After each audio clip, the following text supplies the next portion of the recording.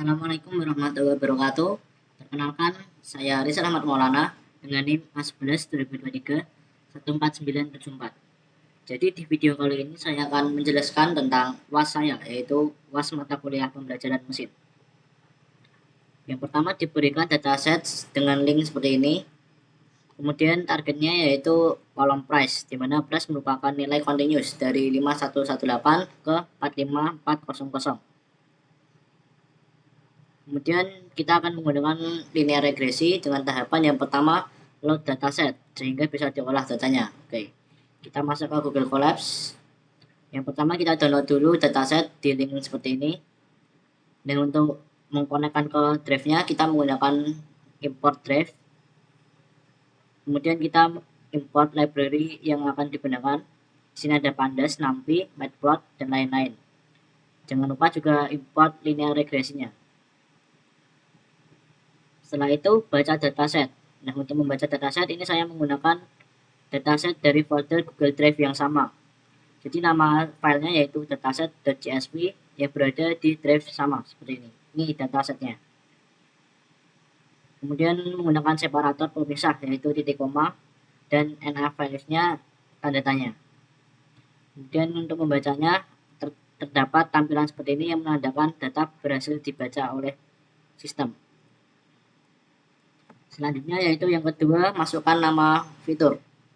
Untuk nama fiturnya kita deklarasikan terlebih dahulu dengan sintak column names. Kemudian kita jabarkan di sini nama kolom yang ada pada dataset. Kemudian setelah dijabarkan, kita tampilkan fiturnya dengan df head. Yang untuk fiturnya seperti ini, simbol normalize, loss, kemudian ada seperti ini gambarnya. Di sini ada NaN, kemudian ada 164.0.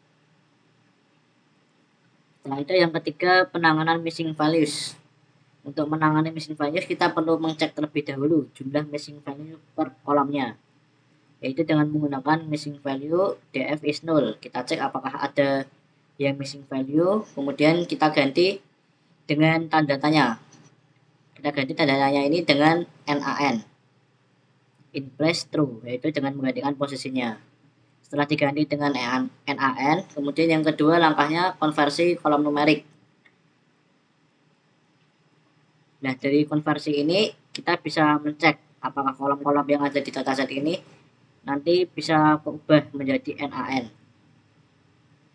dengan PD to numerik. Yang terakhir yaitu imputasi NaN.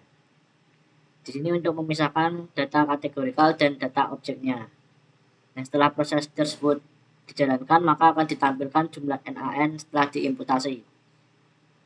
Nah, untuk missing value-nya di sini ada kolom normalize loss 37 missing value, kemudian num after 2, kemudian bar stroke 4, dan horsepower dan peak RPM ada 2. Kemudian df set setelah diimputasi sebesar 201 dan 26. Nah, setelah mengetahui missing value, kita drop data yang duplikat.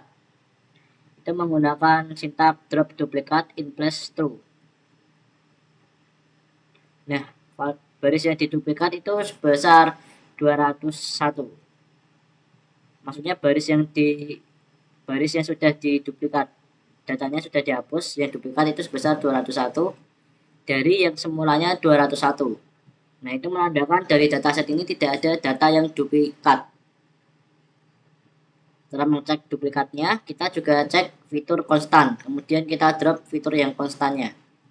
Untuk mengeceknya, kita menggunakan calls to drop konstan. Kemudian kita menggunakan fitur konstan yang di drop. Setelah itu kita tampilkan apabila ada, maka tampilkan fitur konstan yang di drop. Kemudian jika tidak ada, tampilkan tidak ada fitur konstan.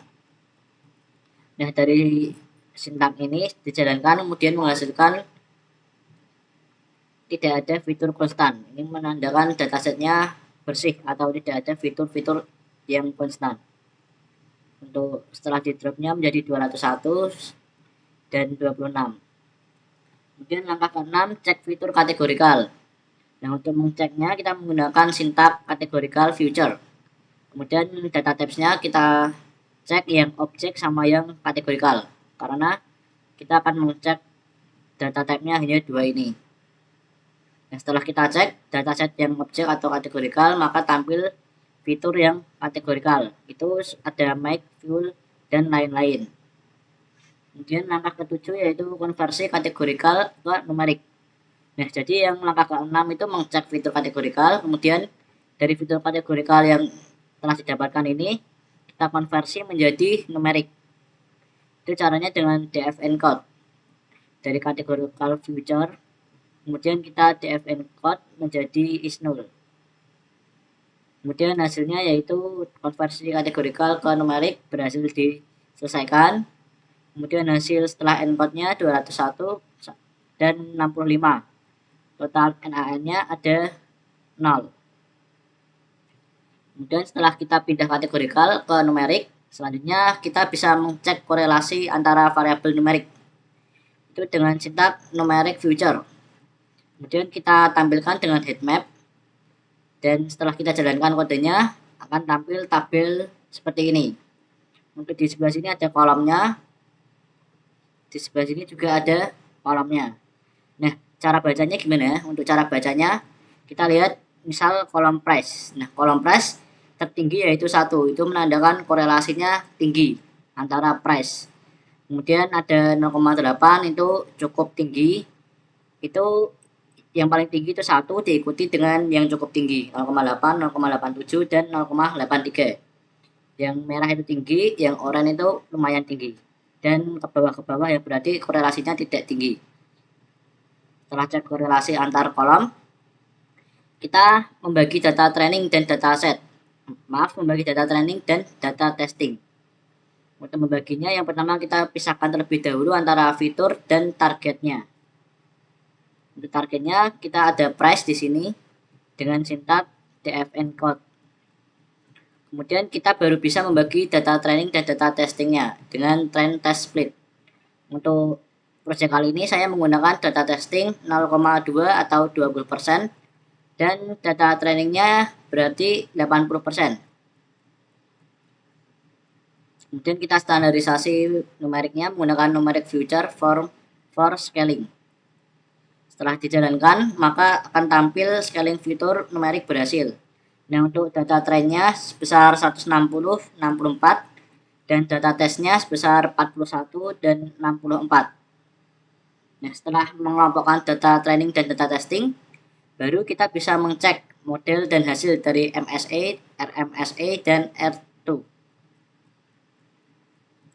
Yang pertama, kita inputkan dulu modelnya, linear regression. Kemudian kita inputkan juga data training dan data testingnya di sini. Nah, setelah itu kita masukkan perhitungan untuk MSA, RMSA, dan R2. Di sini perhitungan untuk data training dan di sini perhitungan untuk data testing. Gitu juga di bawah-bawahnya. Ini training, testing.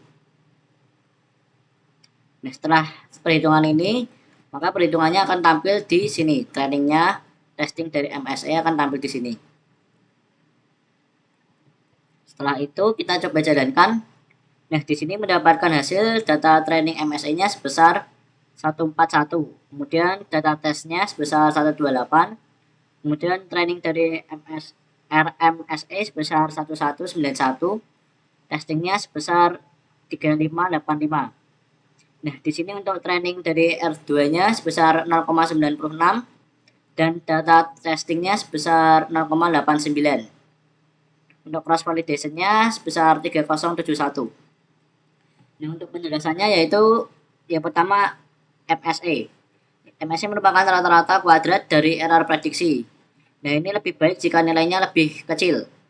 Di sini nilai MSA dari perhitungan saya sebesar 141. Kemudian jika RMSA itu merupakan akar kuadrat dari MSA. Itu rata-rata kesalahan dari prediksinya. Di sini ada 3585. Kemudian untuk R2 ini merupakan proporsi varian target. Jadi semakin tinggi hasilnya maka semakin baik. Nah, dari data testing dan data training yaitu sebesar testingnya 0,89 atau 89%, trainingnya sebesar 96%. Kemudian jika sudah mengetahui hasil dari perhitungannya, kita masuk ke rumus regresi linear yang terbentuk. Untuk pertama-tama kita ambil intercept dan koefisien modelnya. Kemudian kita coba tampilkan 10 fitur teratas berdasarkan nilai koefisien menggunakan conv df.head, dan 10 itu merupakan jumlah dari dataset yang kita perlukan. Maka dari sini tampil kolom-kolom dan fiturnya. Di sini ada future, Mac Jaguar, dan seterusnya. Kemudian setelah itu kita menggunakan contoh rumus regresi dengan 3 fitur teratas, yaitu dengan perintah intercept tadi dan conv_df.head. Maka untuk contoh rumus dari 3 fitur teratas, yaitu jika dijalankan seperti ini rumusnya. Ada price, kemudian 2750 titik ini, kemudian ini merupakan korelasi dari Mac Jaguar, kemudian korelasi dari engine location rare, dan yang terakhir ada Mac Porsche. Untuk penjelasan rumusnya, yang pertama ada price, kemudian ada intercept dengan fitur X, intercept yang kedua dengan fitur yang kedua, dan seterusnya. Untuk intercept di sini menunjukkan 27507. Itu menandakan nilai prediksi price saat semua fitur bernilai 0. Untuk koefisiennya menunjukkan seberapa besar pengaruh fitur terhadap price. Dan price-nya yaitu target dari yang kita capai. Nah, setelah sampai di sini kita mengetahui bahwa untuk rumusnya yaitu seperti ini. Dan untuk contoh penerapan dari rumusnya, kita mendapatkan misal target price dengan per kolomnya ada Mac Jaguar, engine location, dan Mac Porsche. Setelah sampai di sini menandakan bahwa proyek kita berhasil dijalankan sampai selesai. Baik, mungkin cukup segitu saja penjelasan dari saya. Apabila ada salah kata, saya memohon maaf sebesar-besarnya. Wassalamualaikum warahmatullahi wabarakatuh.